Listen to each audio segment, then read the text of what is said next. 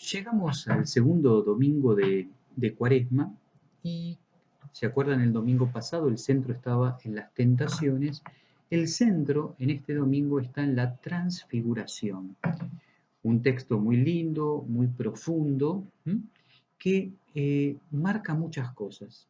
El contexto de la transfiguración es, en un momento, separar a los discípulos para que tengan una experiencia que les haga recordar algo muy profundo. ¿Qué es? Fíjense lo que hace Jesús. Se lo lleva a un monte elevado y en presencia en presencia de ellos, de Santiago, Pedro y Juan, se transfigura. Dice, sus vestiduras se revisten de blanco, ¿eh? Eh, y de golpe se le aparecen dos personajes, Elías y Moisés, y conversaban con Jesús. Esa es una realidad. Bueno, hay una gloria que se ve y dos personas que en el imaginario de los judíos también es muy interesante, no en el imaginario, en la realidad de los judíos, que para que un testimonio sea válido tenía que haber dos personas más.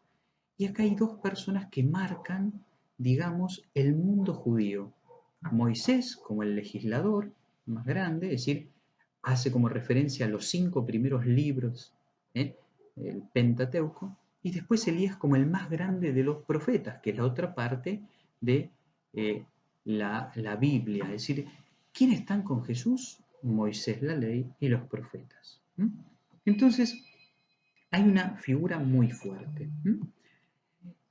En esa experiencia que tienen estos tres, se deben haber maravillado. Mirá cómo está Jesús, mirá con quién está, todo lo que habrá pasado.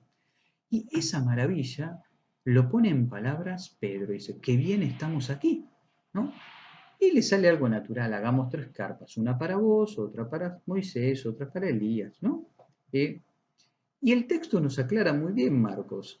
Pedro no sabía qué decir porque estaban llenos de temor. ¿eh? Un temor casi reverencial, un temor grande, profundo. ¿eh? Eh, entonces, qué bien estamos aquí. Una experiencia vital estaban pasando. Pero a eso se suma otra cosa más. Entonces, una nube los cubrió con su sombra y salió de ellos una voz, este es mi hijo muy querido, escúchenlo. Es otra imagen muy fuerte del Antiguo Testamento. Una nube acompañaba al pueblo de Israel ¿eh? para cubrirlo y para iluminarlo. De noche estaba con luz y donde paraba tenían que dejar el campamento. Es decir, durante el período del Éxodo,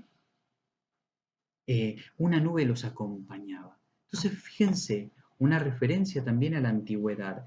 El mismo que los acompañaba en la antigüedad es el mismo que hoy se presenta y hace una, a ver cómo decirlo, una presentación de Jesús. Este es mi hijo muy querido. Que sí que lo nombra, hace testimonio, pero agrega una cosa más. No solo este es mi hijo muy querido, sino dice, escúchenlo. Tengan esta referencia. ¿Por qué aparece todo esto? Sencillamente porque después de estas experiencias, en breve iban a tener la pasión. Todo lo que iba a sufrir Jesús. Entonces, para que no se queden en el sufrimiento, les anticipa la gloria. Después de esto dice, de pronto miraron a su alrededor y no vieron nada, sino a Jesús solo con ellos. Y después dice, mientras bajaban del monte, Jesús le prohibió contar lo que habían visto hasta que el Hijo del Hombre resucitara entre los muertos. Ellos cumplieron esta orden, pero se preguntaban qué significaba resucitar de entre los muertos. Claro, Jesús lo va anticipando. Digo, no digan nada, pero ¿por qué hace esto? Porque les quiere mostrar que la última palabra no la tiene la pasión, sino que lo tiene la vida de la resurrección. ¿Qué imágenes o qué cosas nos pueden dejar para hoy para rezar? Por un lado, esa transfiguración nosotros ya la tenemos y la conocemos porque sabemos que Jesús resucitó.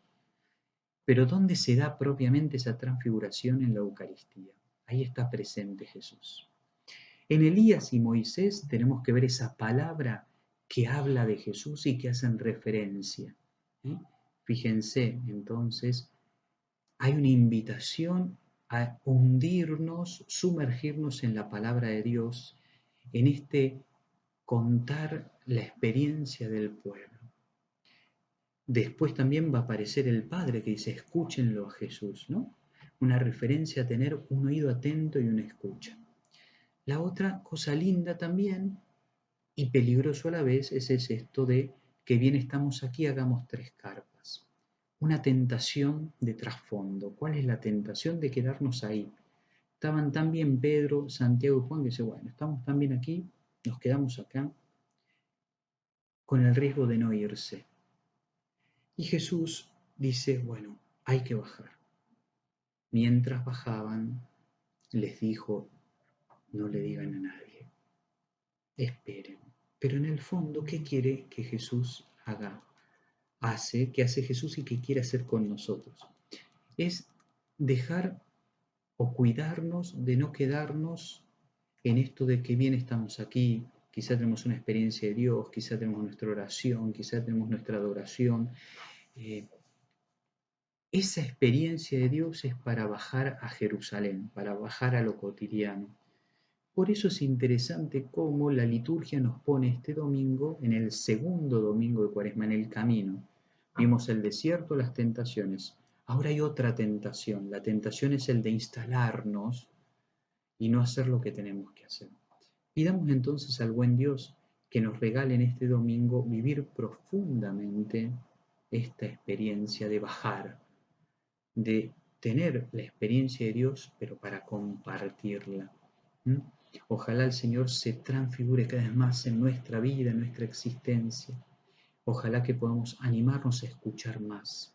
Y por último, ojalá podamos no instalarnos en lo cotidiano y salir al encuentro, como Jesús quiere de cada uno de nosotros.